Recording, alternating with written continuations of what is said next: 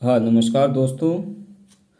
आज की इस चर्चा के अंदर हम एक पॉलिटिकल थ्योरी के एक महत्वपूर्ण कॉन्सेप्ट के ऊपर बात करने वाले हैं और उस कॉन्सेप्ट का नाम है राइट्स। अधिकार। अधिकार जैसे शब्द से ही ज्ञात होता है कि अधिकार क्या है। अधिकारों के बिना कोई भी व्यक्ति आज के समय के अंदर क्या है, अपने जीवन का, अपने परिवार का, अपने गांव का, अपने समाज का, अपने जिला का, अपने राज्य का, अपने देश का या अंतर्राष्ट्रीय स्तर पर यदि व्यक्तियों को किसी तरह का अधिकार ना हो तो वो अपना संपूर्ण विकास नहीं कर सकता, क्योंकि अधिकारी तो वह पहचान है जो कि व्यक्तियों को जानवरों से अलग बनाती है। क्योंकि जो व्यक्ति है अपने अधिकारों के प्रति वह अवेयर होता है, वह क्या है, वह जागरूक होता है। हालांकि कॉन्स्टिट्यूशनल अलग तरह से प्रोविजन है, दुनिया के तमाम देशों के अंदर अलग अलग तरह से अधिकारों की व्यवस्था की गई है।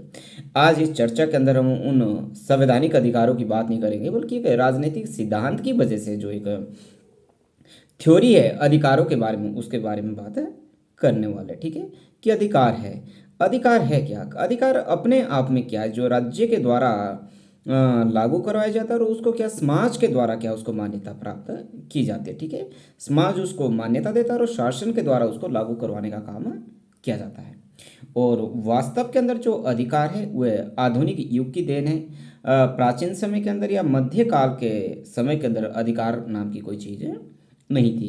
क्योंकि आज का जो समय ये तो लोकतांत्रिक समय, और लोकतांत्रिक समय के अंदर क्या है, दुनिया के लगभग लगभग तमाम मुल्कों के अंदर क्या लोकतांत्रिक तरीके से सरकारों का गठन होता है।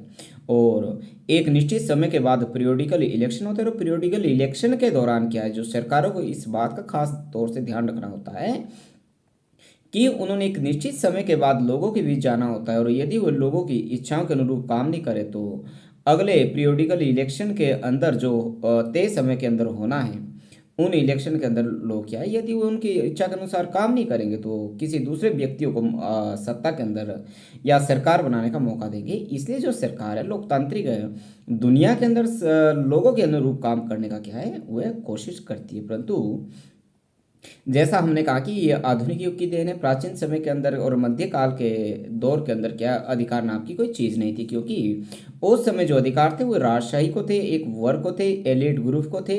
परंतु फ्रेंच रेवोल्यूशन 1789 की बात हो या अमेरिकन रेवोल्यूशन हो आपकी 4 जुलाई 1776 को अमेरिका की जो क्रांति हुई थी, अमेरिका आज़ाद हुआ था, या उसके बाद 1917 के जो रशियन रेवोल्यूशन हुई थी, जिसके अंदर क्या है, पहली बार क्या है, अधिकारों की एक नई तरह की जो धारणा है वह विकसित हुई। ठीक है, इसलिए अमेरिकी क्रांति की तो जो घोषणा थी, अमेरिकी क्रांति में तो शुरू में ये कहा गया था कि जो प्रत्येक व्यक्ति क्या है, जन्म वह लेता है, जन्म से क्या हुआ है, स्वतंत्र है, और व्यक्ति के अपने कुछ अधिकार है। जैसे जॉन लॉक तो प्राकृतिक अधिकारों की बात करते थे, और जॉन लॉक के प्राकृतिक अधिकारों की जो अमेरिका का जब संविधान जेफरसन और मेडिसन के द्वारा लिखा जा रहा था, जेफरसन और मेडिसन के ऊपर जॉन लॉक के जो प्राकृतिक नेचुरल राइट्स का उसको बहुत बड़ा अधिकार इम्पैक्ट उनके ऊपर पड़ा था। और जॉन लॉक के जो नेचुरल राइट्स की वह बात करते थे, जिसके अंदर लाइफ, लिबर्टी एंड प्रॉपर्टी की वह बात करते थे, उसको क्या हुआ है, अमेरिकन जो कॉन्स्टिट्यूशन फ्रेम करने वाले लोग हैं उनके ऊपर एक डीप इम्पैक्ट उसके ऊपर पड़ा। जब दुनिया के अंदर सामंतशाही थी, राजशाही थी, उस समय तो क्या व्यक्ति को किसी तरह के अधिकार नहीं थे। परंतु आज के समय के अंदर क्या है, सभी व्यक्तियों को क्या है, अधिकार क्या है, प्राप्त है। क्योंकि प्रत्येक व्यक्ति क्या है, वो अपना विकास करना चाहता है, और वो अपना विकास तभी कर पाएगा जबकि उसे क्या है, अधिकारों की प्राप्ति हो। जैसे कांट क्या कह रहा है, जो कांट एक बहुत बड़े फिलोसफर हुए, वो कह रहा है अधिकारों के बारे में कि प्रत्येक व्यक्ति अपने आप में क्या है, साध्य है, किसी अन्य का साधन नहीं। इसलिए एक व्यक्ति को दूसरे व्यक्ति के लिए यंत्र की भांति प्रयोगों में नहीं लिया जा सकता। ठीक है, अधिकार सामान्यतः समाज में पाए जाते हैं, समाज से बाहर नहीं। ठीक है, इसलिए वे दावे जिनकी समाज में स्वीकृति होती है वही अधिकार माने जा सकते हैं। ये मानना था कांट का, जो कि एक महत्वपूर्ण दार्शनिक हमारे देश के अंदर हुआ। ठीक है, ये जो अधिकार है कईयों तरह के होते हैं। आपको आर्थिक अधिकार की बात है, राजनीतिक अधिकार है, सांस्कृतिक अधिकार है, सामाजिक अधिकार है, आपकी गरिमा का अधिकार है, ये जो अलग अलग वेरियस टाइप्स के जो राइट्स है, और जिसकी आगे सब सेक्शंस के अंदर इसको हम डिवाइड कर सकते हैं। इस तरह से जो अधिकार है वह एक ब्रॉड सेंस के अंदर यहाँ विस्तृत रूप में है। अब यदि बात करें कि अधिकारों का स्रोत क्या है हमारे पास, हमें पता कैसे चलता कि आधुनिक समय के अंदर या जैसे दुनिया के अंदर पहली बार क्या जो दुनिया का पहला लिखित संविधान अमेरिका का संविधान था, या अमेरिकन रेवोल्यूशन आपकी 4 जुलाई 1776 को, या अमेरिका की जो आज़ादी की जो घोषणा 4 जुलाई 1776 को होती है, और अमेरिकन जो कॉन्स्टिट्यूशन उनका इम्प्लीमेंट होता है आपका 4 मार्च 1789 को। और यहाँ पे हमने ये बात भी ध्यान रखनी, जो अमेरिकन जो कॉन्स्टिट्यूशन था वो दुनिया का पहला रिटन कॉन्स्टिट्यूशन था और दुनिया का सबसे छोटा कॉन्स्टिट्यूशन भी, क्योंकि इसमें ओनली 7 आर्टिकल्स है। ठीक है, दुनिया का 7 आर्टिकल्स है। और जो अमेरिकन जो कॉन्स्टिट्यूशन है वो दुनिया का सबसे रिजिड कॉन्स्टिट्यूशन भी, रिजिड इस सेंस के अंदर है कि 4 मार्च 1789 को अमेरिका का कॉन्स्टिट्यूशन इम्प्लीमेंट हुआ है, और 1789 से लेकर 2024 तक अमेरिकन कॉन्स्टिट्यूशन के अंदर क्या ओनली 27 कॉन्स्टिट्यूशन अमेंडमेंट हुए। इस तरह जो अमेरिका के कॉन्स्टिट्यूशन के अंदर जो अमेंडमेंट करना बहुत पेचीदा काम है, बहुत मुश्किल काम है।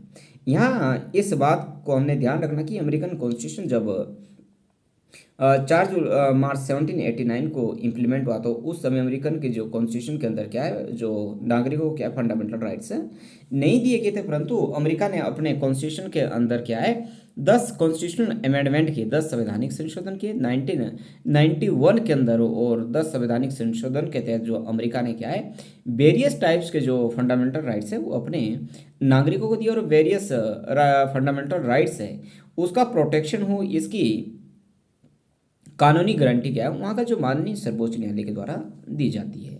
परंतु आज की चर्चा के अंदर हमने कॉन्स्टिट्यूशनली पार्ट को टच नहीं करना है, बल्कि हम इस बात को जान लेते हैं कि इसका अधिकारों का स्रोत क्या है। अधिकारों का स्रोत तो ये इसका खास करके आपके अमेरिकन रेवोल्यूशन की बात हो, या जैसे जॉन लॉग ने पहली बार अधिकारों की बात की, उसने तो नेचुरल राइट्स की बात की थी, जिसमें लाइफ, लिबर्टी एंड प्रॉपर्टी की बात की थी। और जॉन लॉग ने ये कहा था कि जो राज्य है व्यक्ति के नेचुरल राइट्स को ना तो ख़त्म कर सकता है और ना ही उससे छीन सकता, क्योंकि नेचुरल राइट्स ना तो राज्य देता है और ना ही उनसे ले सकता है। नेचुरल राइट्स तो व्यक्ति को जन्मजात का उसके अधिकार है, बल्कि राज्य ने ये करना है कि व्यक्ति के लिए जो ये नेचुरल राइट्स है उन नेचुरल राइट्स की क्या उसने प्रोटेक्ट करना है। राज्य इसमें किसी भी तरह का क्या दखल अंदाजी नहीं कर सकता। और इसका जो डीप इम्पैक्ट है वो है अमेरिकन जो कॉन्स्टिट्यूशन फ्रेम करने वाले व्यक्ति थे, अमेरिका के संविधान बनाने वाले व्यक्ति थे, जेफरसन और मेडिसन के ऊपर पड़ा। हालांकि इस बात के जो क्रिटिसाइज भी किया गया, जैसे रिची ने इस बात को क्रिटिसाइज किया कि प्राकृतिक नाम का अपने आप में कोई शब्द नहीं, और ये बात कहना कि प्राकृतिक अधिकार होता है ये अपने आप में एक बकवास है। जैसे बेंथम कहता था, बेंथम ने भी ये कहता था, बेंथम ने जॉन लॉ का बहुत बड़ा क्रिटिसाइजर रहा है, वह भी ये कहता कि प्राकृतिक अधिकारों की बात ही करना अपने आप में क्या है बेवकूफ़ी है। ठीक है, रिची ये कहता है जो प्राकृतिक अधिकार वाला जो प्राकृतिक शब्द है वो अपने आप क्या है अस्पष्ट है। जैसे यदि हम प्राकृतिक अधिकारों की बात माने तो एक समय के अंदर तो प्राकृतिक अधिकारों के अंदर दास प्रथा भी प्राकृतिक माना जाता था, जबकि कुछ ने इसको तो अप्राकृतिक माना, कुछ ने इसको प्राकृतिक माना, परंतु कुछ ने इसको अप्राकृतिक माना। जैसे महिलाओं और पुरुषों के प्रति जो डिफरेंस है उसको प्राकृतिक मानते हैं, परंतु महिलाओं और पुरुषों के बीच जो दोनों के तरह इनके बीच जो इनकी डिग्निटी की बात हो या बिहेवियर की बात हो, ये तो एक समान है, इसके बीच किसी भी तरह का अंतर नहीं है, परंतु फिर भी क्या इसको प्राकृतिक अधिकार मान लेना ये अपने आप में एक गहरा चिंता का विषय है। और ख़ास करके प्रॉपर्टी राइट्स की बात करना, हालांकि वेस्टर्न कंट्रीज़ के अंदर या उस इकोनॉमिक डेवलपमेंट के अंदर तो राइट टू प्रॉपर्टी की बात क्या जायज़ लगी जा सकती है, जहाँ का जो इकोनॉमिक डेवलपमेंट है वो है कैपिटलिस्ट इकोनॉमिक डेवलपमेंट हो। पर जहाँ पे जैसे आपका रशिया का रहा, चाइना का था, वियतनाम का था, या साउथ कोरिया के अंदर है, क्यूबा के अंदर, जो इनका इकोनॉमिक जो स्ट्रक्चर वो सोशलिस्ट पैटर्न के आधार पे, और सोशलिस्ट पैटर्न के आधार पे क्या है जो राइट टू प्रॉपर्टी का जो राइट्स है वह नहीं दिया जा सकता, क्योंकि उत्पादन के संसाधनों के ऊपर राज्य का नियंत्रण होता है। राज्य के द्वारा क्या है समूची व्यवस्था को क्या उसको नियंत्रित करने का काम किया जाता है। ठीक है, नेक्स्ट है ये तो था अधिकारों का स्रोत। अधिकारों का स्रोत जॉन लॉ के विचारों के अंदर हमें देखने को मिलता है। अब है वैधानिक अधिकारों का स्रोत। ठीक है, वैधानिक अधिकारों का जो स्रोत है एक समय के अंदर तब हुआ जब जैसे 1648 के अंदर पहली बार क्या है ट्रीटी ऑफ वेस्टफेलिया हुई। और ट्रीटी ऑफ वेस्टफेलिया के तहत क्या है जो स्टेट के चार कंपोनेंट को फिक्स किया गया, जिसके अंदर fix territory, population, government and sovereignty को रखा गया। और ये माना गया कि इंटरनेशनल लेवल पे उसी स्टेट को रिकॉग्नाइज दी जाएगी जिसके पास क्या है 1648 की ट्रीटी ऑफ वेस्टफेलिया के तहत उसके पास क्या है फोर जो कंपोनेंट्स है उसको कंपलसरी माना गया है। और जब देश दुनिया के अंदर क्या है एक राज्य नाम का जो लीगल इंस्टीट्यूशन आया उसके बाद क्या है ये जो अधिकारों की जो धारणा है उसको भी वैधानिकता मिल गई थी। ठीक है, जैसे फिर से जिक्र कर लेते हैं अमेरिकन रेवोल्यूशन अंदर हुआ। अमेरिकन रेवोल्यूशन के अंदर तो ये माना गया कि प्रत्येक व्यक्ति जो जन्म लेता हुआ क्या जन्म से क्या हुआ आज़ाद है, परंतु जैसे रूसो कहता था कि प्रत्येक व्यक्ति क्या है जन्म से क्या हुआ स्वतंत्र है, परंतु जैसे जैसे वो बड़ा होता है वैसे वह जो उसका है वह जंजीरों से जकड़ा होता है। ठीक है, ये रूसो कह रहा कि प्रत्येक व्यक्ति क्या स्वतंत्र पैदा होता है, परंतु समाज के जो रीति रिवाज है व्यक्तियों को क्या है उसके बंधन के अंदर क्या है उसको बांध देते हैं। ठीक है, परंतु जो वैधानिक अधिकारों की जो देन है ये प्राचीन समय के अंदर या मध्यकाल समय के अंदर नहीं रही बल्कि आधुनिक समय की एक महत्वपूर्ण देन है। ठीक है, एक देन है खास करके फ्रेंच रेवोल्यूशन के अंदर 1789 के अंदर जिसमें life, liberty and property, sorry ये तो जॉन लॉ की बात है, परंतु जो फ्रेंच रेवोल्यूशन थी जिसके अंदर तीन तरह के स्लोगन्स है equality, fraternity and equality, fraternity and liberty की जो बात की गई थी फ्रेंच रेवोल्यूशन के अंदर उससे भी क्या वैधानिक अधिकारों को क्या है महत्वपूर्ण क्या उनको जगह मिली। या खास तौर पे ब्रिटेन के अंदर क्या है जब वहाँ पे रेनेसा मूवमेंट शुरू हुआ इटली से क्या है वहाँ पे भी वैधानिक अधिकारों की इस बात को लेके राज्य के ऊपर प्रेशर बनाया गया अलग अलग लॉबीज के द्वारा कि स्टेट को क्या है जो लीगल रूप से अपने नागरिकों को क्या है राइट्स देने चाहिए जिससे जो व्यक्ति का क्या है ऑल राउंड डेवलपमेंट उसका क्या है पॉसिबल हो सके, उसको संभव बनाया जा सके। परंतु इसके साथ साथ देश दुनिया के अंदर अनेक बहुत से ऐसे विद्वान हुए, स्कॉलर्स हुए जिन्होंने अधिकारों की जो वकालत है काफ़ी जोरों शोरों से की। जैसे बेंथम क्या है, बेंथम तो एक पहला ऐसा विचारक है जिसने ये कहा था कि प्रत्येक व्यक्ति की जो राजनीतिक रूप से जो वोट की कीमत है वो एक बराबर होनी चाहिए। ठीक है, ये एक महत्वपूर्ण था बल्कि वैधानिक अधिकारों की जो इसको भी जो क्रिटिसाइज है वो बहुत मतलब व्यक्तियों के द्वारा किया गया। जैसे जो नेचुरल राइट्स की बात करते हैं, नेचुरल राइट्स तो ये बात कर जो आलोचक हुए थे ये जो स्पोर्टर है वो तो क्या है ये बात करते कि वैधानिक अधिकारों के नाम की कोई चीज़ नहीं होती बल्कि जो अधिकार है वह तो व्यक्ति के जन्मजात अधिकार है। राज्य ना तो इन अधिकारों को देता और ना ही इन अधिकारों को छीन सकता, क्योंकि ऐसा नहीं कि जो सारे के सारे अधिकार है वो वैधानिक है। इस बात के अंदर बहुत सच्चाई भी है, क्योंकि आज के समय के अंदर भी यदि 21st सेंचुरी के अंदर भी हम देखेंगे तो बहुत से समाज के अंदर ऐसे अधिकार भी है जो कि राज्य नहीं देता बल्कि उनको समाज देता है, क्योंकि समाज उनको मानता है। परंपराएं है, हमारे कस्टम्स है, हमारे रीति रिवाज है, ठीक है, या हमारे इथिकल वैल्यूज है। ठीक है, इथिकल वैल्यूज है, बहुत सारे मॉरल इथिक्स है, हमारी बहुत सारे ऐसे अधिकार जो समाज देता बल्कि राज्य नहीं देता। और इसका उल्टा भी है, ऐसी भी बातें हैं जिन अधिकारों को जो क्या है राज्य के द्वारा तो प्रदान किया गया है, कानूनी रूप से प्रदान किया गया, परंतु उनको समाज मान्यता नहीं देता या खास तौर से उनको क्या समाज के अंदर क्या है उस हिसाब से प्रैक्टिस नहीं किया जाता, क्योंकि इससे जो समाज का जो ताना बाना है वह बिगड़ने की ज़्यादा उम्मीद रहती है। ठीक है, इसलिए ये मान लेना कि अधिकारों का जो एकमात्र जो जन्मदाता है वह राज्य है, राज्य ही अधिकारों को देता है, बाकी तीसरा कोई इंस्टीट्यूशन या दूसरा कोई इंस्टीट्यूशन अधिकारों के मामले में नहीं है। ये भी अपने आप में क्या है एक बेतुका बात होगी। थर्ड जो हम बात करेंगे कि अधिकारों का ऐतिहासिक सिद्धांत। ठीक है, अधिकारों की जो ऐतिहासिक सिद्धांत की जो बात है, जैसे एडमंड वर्ग कहते हैं, एडमंड वर्ग ये कहते हैं कि जो अपने आप में जो इतिहास है या परंपरा है ये क्या अपने आप में मान्यता से प्राप्त होते हैं, ना कि समाज और राज्य के द्वारा। ठीक है, ये कह रहे हैं एडवर्ड वर्ग, तो ये कह रहा है कि अधिकारों के ऐतिहासिक सिद्धांत को इस वाक्य के अंदर व्यक्त किया जा सकता है कि इतिहास अधिकारों का निर्माण करता है। ठीक है, अधिकार परंपराओं का ठोस रूप है, क्योंकि लंबे समय तक जो विद्यमान जो परंपराएं हैं वही अधिकारों का रूप क्या धारण कर लेते हैं। जैसे रिची ये कह रहा है कि लोगों के अधिकार मूलतः क्या है परंपराओं से प्राप्त होते हैं, चाहे वह सत्य हो या असत्य हो। अतः परंपराएं प्राथमिक या आदिकालीन विधि है जिन्हें हम प्राकृतिक अधिकारों के रूप में क्या स्वीकार करते हैं, वे भी वस्तुतः परंपरा के ही परिणाम है। ठीक है। एडमंड बर्ग जो एक कंजर्वेटिव्स के जो रूढ़िवाद के जो पिता हम उनको कहते हैं, अधिकारों के ऐतिहासिक सिद्धांत का क्या पूर्ण रूप से समर्थन करते हैं। ठीक है। एडमंड बर्ग के ऊपर मैंने एक इसी यूट्यूब चैनल के ऊपर मेरी एक विस्तृत रूप से एडमंड बर्ग के ऊपर हमने चर्चा की है, और मैं ये रिक्वेस्ट आपसे करता हूँ कि एडमंड बर्ग की जो उस वीडियो को भी आपको जरूर देख लेना चाहिए, कि वो प्राकृतिक एडमंड बर्ग प्राकृतिक अधिकारों का क्या है बहुत क्रिटिसाइज करता है, क्योंकि प्राकृतिक अधिकारों की जो संकल्पना जो समाज के बजाय क्या है राज्य के और व्यक्ति को क्या है प्राथमिकता देने का काम है।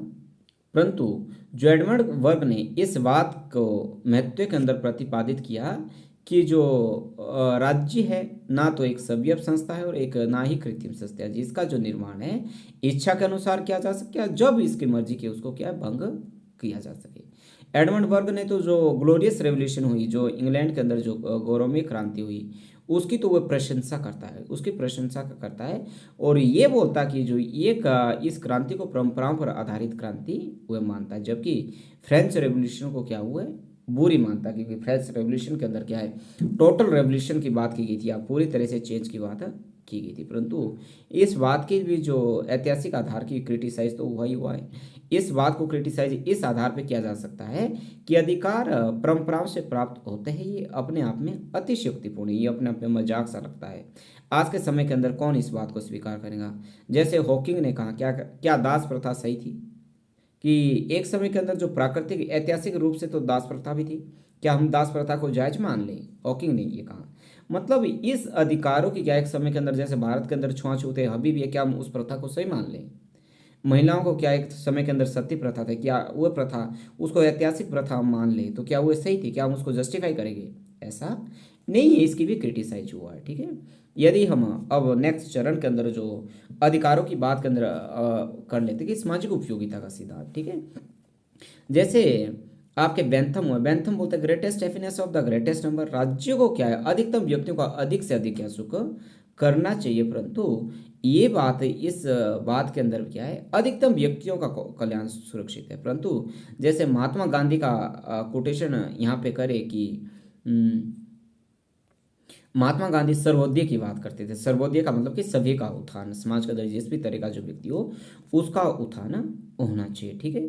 क्योंकि जो बेंथम अलग कह रहा, बेंथम तो ये बोल रहा है कि क्योंकि जो अधिकार हुए सामाजिक कल्याण की क्या है अपने आप में वे परिस्थितियां हैं जो सामाजिक रूप से क्या है उपयोगी है। ठीक है। इसलिए बेंथम ने ब्रिटेन के अंदर जो प्रत्येक क्षेत्र के अंदर क्या उसने सुधारों का प्रबल रूप से उसने सपोर्ट किया, उसने समर्थन किया। वे विधि शिक्षा जेल व प्रशासनिक सुधार से क्या है संबंधित थे। और जो बेंथम के जो समाज सुधार के बहुत सारे जो उनके विचार है, जिनको पेनोप्टिकन प्लान या पेनोप्टिकन योजना कहते हैं, जो कि उनकी जेल सुधार से संबंधित थी, वे अपने आप एक महत्वपूर्ण थी। ठीक है। इस कारण क्या है अधिकारों को क्या है वास्तविक रूप से सामाजिक दृष्टिकोण के रूप में परिभाषित किया जा सकता था, वैधानिक या ऐतिहासिक दृष्टिकोण से नहीं। जो अधिकार व्यक्तियों को प्राप्त हुए उनकी सामाजिक उपयोगिता है, इसलिए कोई भी अधिकार आस्मित रूप से स्वीकार नहीं किया जा सकता, क्योंकि अधिकार के ऊपर किसी ना किसी रूप से रैशनल रूप से उसको क्या है लिमिट किया जा सकता है। व्यक्ति को अभिव्यक्ति की स्वतंत्रता अधिकार है, बिल्कुल होना चाहिए उसको, लेकिन समाज इसके ऊपर प्रतिबंध भी लगाता है, क्योंकि व्यक्ति किसी भी तरह का इस तरह से बात नहीं कर सकता या अपने अभिव्यक्ति की स्वतंत्रता से वो दूसरे के डिग्निटी को हार्म नहीं कर सकता, उसको नुकसान नहीं कर सकता। यदि वो ऐसा करता तो उस समय उसके ऊपर क्या है रिस्ट्रिक्शन या उसके ऊपर पाबंदी लगाई जा सकती है। परंतु फिर वही बात की सामाजिक उपयोगिता के सिद्धांत का भी क्या है क्रिटिसाइज किया गया है। जो सामाजिक कल्याण जो शब्द है इसके अलग अलग तरह के अर्थ है, ये अपने आप में क्या है भ्रामक है। इसलिए इसका अभिप्राय ये कि अधिकतम लोगों का अधिकतम सुख आपने करना, तो इसके अंदर क्या बहुमत सुखाए का जो सिद्धांत है वह शामिल हो जाएगा, और इसका जो लोग हैं वह समर्थन नहीं करेंगे। और इस सिद्धांत के अंदर क्या है जो माइनॉरिटीज ग्रुप है, जो अल्पसंख्यक है, उनके जो इंटरेस्ट की क्या है वह अनदेखी होंगी। दूसरे जो इसको क्रिटिसाइज करने का ये काम कि व्यक्तिगत अधिकारों का क्या अपने आप में क्या बहुत संकुचित होता है, और इसके बलबूते पर जो सोशल वेलफेयर की जो बात है, जो सामाजिक कल्याण की बात है, वो भी पीछे रह जाएंगी। अगला है पांचवा जो सिद्धांत है अधिकारों का आदर्शवादी सिद्धांत अथवा व्यक्तित्ववादी सिद्धांत। अधिकारों का आदर्शवादी सिद्धांत तो अपने आइडियलिस्ट जो अप्रोच लिया आदर्शवादी की इस बात के ऊपर क्या है, जो आदर्शवादी कल्पना करते हैं, चाहिए के ऊपर बात करते हैं। जैसे वो ये कहते हैं कि समाज के अंदर इस तरह की परिस्थितियाँ होनी, जैसे महात्मा गांधी जी राम राज्य की बात करते थे।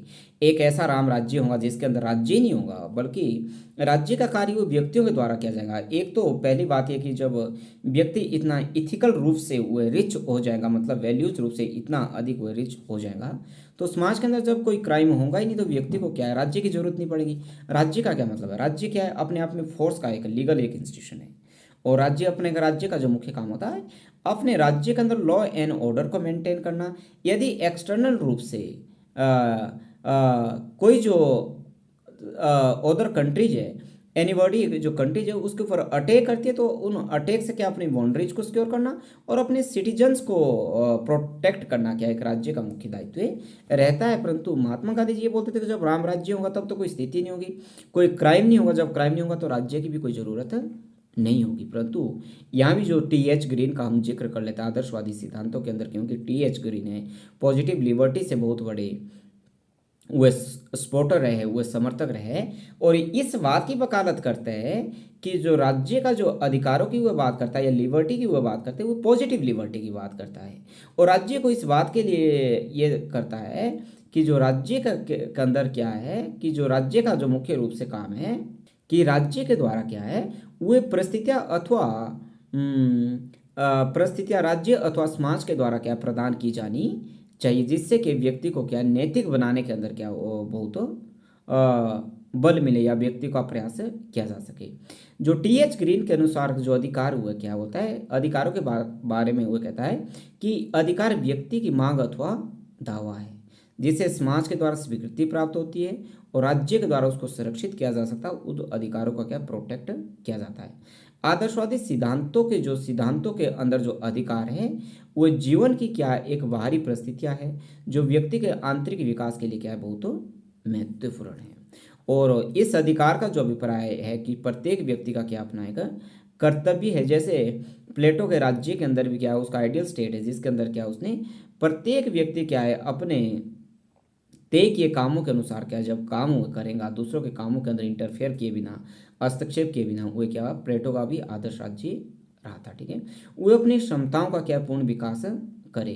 ग्रीन ये कह रहा कि शक्ति अधिकार हुए शक्तियां हैं जो व्यक्ति को नैतिक बनाने में सहायक हो, जिसके बिना जो व्यक्ति अपने सर्वोच्च जीवन की जो प्राप्ति का जो उद्देश्य है उसको प्राप्त नहीं कर सकता, क्योंकि व्यक्तित्व के अंदर क्या उसकी आत्मा अंतर्निहित है। और यदि हम ध्यान से देखें कि तो ग्रीन के शब्दों के अंदर क्या हमें ये देखने को मिलता है कि व्यक्ति है अपने आप में एक सामाजिक प्राणी है, और इसलिए अधिकार इसको समाज के द्वारा क्या प्रदान किए जा सकते हैं और व्यक्ति को समाज से क्या है अलग नहीं किया जा सकता। ठीक है, ग्रीन ये मानता है कि राज्य का जो मुख्य उद्देश्य होना चाहिए व्यक्ति को नैतिक जीवन की जो परिस्थितियां हैं उनको उपलब्ध करवाना रहता है। इसलिए जो ग्रीन ये कहता है कि राज्य एक आवश्यक अच्छाई है, उसको राज्य को क्या है एक आवश्यक अच्छाई करता है, और राज्य को ये कहता है राज्य ने ऐसी परिस्थितियां प्रदान करती है जिससे व्यक्ति का जीवन क्या है नैतिक बने, जो व्यक्ति के व्यक्तित्व के विकास के अंदर क्या है सहायक हो, क्योंकि किसी व्यक्ति को बाध्यकारी रूप से नैतिक नहीं बनाया जा सकता। इसलिए ग्रीन का ये महत्वपूर्ण कोटेशन है जो कईयों बार UGC नेट के अंदर या आपके कॉलेज कैडर के अंदर PGT पेपर के अंदर भी ये कोटेशन पूछी गई है कि जो या बहुत सारे जो पॉलिटिकल साइंस के जो वनडे एग्जाम्स होते हैं उनके अंदर ये कोटेशन महत्वपूर्ण है कि उसका जो एक महत्वपूर्ण कथन था कि शक्ति नहीं इच्छा ही राज्य का क्या है आधार है। ठीक है, ग्रीन अपने शब्दों के अंदर क्या कह रहा है कि राज्य क्या है व्यक्ति की इच्छा का एक भारी रूप है, ना कि बाध्यकारी या दंडकारी संस्था है, ऐसा TH ग्रीन का मानना है। ग्रीन ने क्या है जो लॉ के जो प्राकृतिक अधिकारों की जो बात थी उसको भी क्या उसने रिजेक्ट कर दिया, उसको भी उसने स्वीकार नहीं किया। ठीक है, और इसकी भी क्रिटिसाइज तो की जाती है। क्रिटिसाइज इस आधार पे किया जा सकता है कि वस्तुतः ये निर्धारण करना अपने आप में बहुत कठिन है, क्योंकि प्रत्येक व्यक्ति के विकास के लिए क्या है किस प्रकार की जो परिस्थितियाँ उपलब्ध करवाई जा सके। ठीक है, और इस सिद्धांत के अंदर जो सामाजिक हित या जो भलाई को क्या महत्वपूर्ण माना गया, जिसके द्वारा व्यक्ति के अधिकारों की क्या है अवहेलना और ये एक समुदायवादी विचार है। सांस्कृतिक अधिकारों का जो प्रचलन है 70 के दशक के अंदर क्या है आरंभ हुआ। ये भी क्या है एक जो आलोचक है क्रिटिसाइजर्स की तरफ से ये भी एक आर्गुमेंट रहा है। इसके अंदर जो सामाजिक है और आर्थिक अधिकार में कुछ क्या है भौतिक जो परिस्थितियां है अथवा जो न्यूनतम स्थितियां होती है जिसमें कि व्यक्तियों का जो न्यूनतम विकास है वह संभव होता है, इसकी भी जो क्या है टी एच ग्रीन ने क्या है इसको अनछुआ रखा है। इस आधार पर इसको क्रिटिसाइज किया जाता है। अब अल्पसंख्यकों के अधिकारों की बात करें। अल्पसंख्यकों के अधिकार क्या है ना केवल हमारे देश के अंदर या बल्कि देश दुनिया के अंदर क्या है माइनॉरिटीज के राइट्स के क्या है बात की जाती है। क्योंकि हर एक समाज के अंदर क्या है कुछ एक ग्रुप्स ऐसे होते हैं, कुछ एक व्यक्ति ऐसे होते हैं जिनकी जो जनसंख्या है मेजोरिटी की तुलना के अंदर क्या है उनकी माइनॉरिटीज के अंदर होती है। यदि उनके अधिकारों को प्रोटेक्ट नहीं किया जाएगा, उनके राइट्स को, उनके कल्चर को, उनके लैंग्वेज को, उनके कस्टम्स को उसको राज्य के द्वारा लीगली रूप से प्रोटेक्ट नहीं किया जाएगा तो वो क्या है लुप्त हो जाएंगे या वो खत्म हो जाएंगे। जैसे इंडियन कॉन्स्टिट्यूशन की हम यहाँ पे एग्जांपल लें। इंडियन कॉन्स्टिट्यूशन के अंदर क्या हमारे देश के अंदर जो माइनॉरिटीज ग्रुप है माइनॉरिटीज ग्रुप को क्या है संविधान के अंदर स्पेशल रूप से क्या उनको ट्रीट किया गया है। उनको क्या है फंडामेंटल राइट्स के अंदर चाहे आर्टिकल 29 या 30 की बात किया जाए या अनेकों तरह के बहुत से ऐसे आर्टिकल्स हैं जिन आर्टिकल्स के माध्यम से क्या है या माननीय सर्वोच्च न्यायालय के जजमेंट्स है कि जिन जजमेंट्स के तहत या जो माइनॉरिटीज ग्रुप है उनके जो फंडामेंटल राइट्स है उसको प्रोटेक्ट करने का काम किया गया। ठीक है, जैसे उनका सांस्कृतिक अधिकार है, स्वशासित सरकार का अधिकार है, विशेष प्रतिनिधित्व का अधिकार है, ये अनेकों अनेकों तरह के जो अधिकार है वह दिए गए। ऐसा नहीं बल्कि हमारे देश के अंदर बल्कि दुनिया के तमाम देशों के अंदर दिए जाते हैं। जैसे कनाडा के अंदर क्या है जो सिख समुदाय कनाडा के अंदर बहुत बड़ी संख्या के अंदर रहता है, तो जो कनाडा की जो सरकार है उसने सिख समाज को क्या है हेलमेट जो भारत के अंदर भी पहनते हैं उसको मतलब अनिवार्य है हेलमेट पहनना। जो सिख समाज है उसको हेलमेट पहनने से क्या है उसको छूट प्रदान की गई है। या महिलाओं की एक अपने तरह की निर्धारित रूप से एक पोशाक है। ठीक है, इस तरह की क्या है या उनके जो अल्पसंख्यकों के जो शैक्षणिक संस्थान हैं उनके अंदर विशेष तरह से उनको छूट देने का काम किया गया है। अब अगला करते हैं पर्यावरणीय अधिकार। पर्यावरण अधिकार भी आज के समय के अंदर क्या है जीवन का अधिकार है। और यदि भारत की हम बात करें या दुनिया के तमाम मुल्कों की हम बात करें तो दुनिया के वेस्टर्न कंट्रीज के अंदर खास करके जो पर्यावरण जो मूवमेंट है जो ग्रीन जो रेवोल्यूशन है जो हरित क्रांति है पूरे दुनिया के अंदर या इन्वायरमेंट को प्रोटेक्ट करने के लिए वो काफ़ी प्रभावी है। और हमारे देश के अंदर भी माननीय सर्वोच्च न्यायालय ने ये कहा कि प्रत्येक व्यक्ति को क्या है एक शुद्ध पर्यावरण के अंदर क्या अपना जीवन यापन करना आर्टिकल 21 के अंदर है। ठीक है, 21 जीवन का जो क्या उसका अधिकार है। ठीक है, इसलिए अंतर्राष्ट्रीय स्तर पर भी प्राकृतिक अधिकार की मांग की जा रही है। और प्राकृतिक अंतर्राष्ट्रीय स्तर पर भी बहुत से ऐसे कन्वेंशंस मीटिंग्स या सेमिनार्स आयोजित किए जा रहे हैं जिससे कि जो नेचुरल राइट्स की क्या है उसको प्रोटेक्ट किया जा सके, उसको बचाया जा सकते, ना केवल हमारे लिए बल्कि आने वाली जो अगली जनरेशन है उनके लिए भी नेचुरल राइट्स को बचाया जा सके। इसमें जो प्राकृतिक अधिकारों के अंदर खास करके जो फेमिनिस्ट जो आंदोलनकारी रहे उन्होंने क्या है इस बात का पे जोर दिया कि जो प्राकृतिक को और महिलाओं को जो सबसे ज़्यादा नुकसान पहुंचाता है वो पुरुष समाज के द्वारा पहुंचाया जाता है। इसलिए यदि शासन की बागडोर है महिलाओं के हाथ में होगी तो एक तो महिलाओं का भी शोषण होने से बचाया जा सकेगा और प्राकृतिक को भी शोषित होने से बचाया जा सकेगा। इस तरह के जो आर्गूमेंट है आपकी इन्वायरमेंट राइट्स के ऊपर दिए जा सकते हैं। ठीक है, अगली जो चर्चा वो हम कल की वीडियो के अंदर करेंगे। और कल के वीडियो के अंदर क्या हम तमाम तरह की जो चर्चा है जो एक पॉलिटिकल थ्योरी के ऊपर एक राइट्स के ऊपर जो एक पॉलिटिकल थ्योरी की हम चर्चा कर रहे हैं उसको कवर करने की कोशिश हम करेंगे। तो आज की इस चर्चा के अंदर इतना ही। Thank you so much.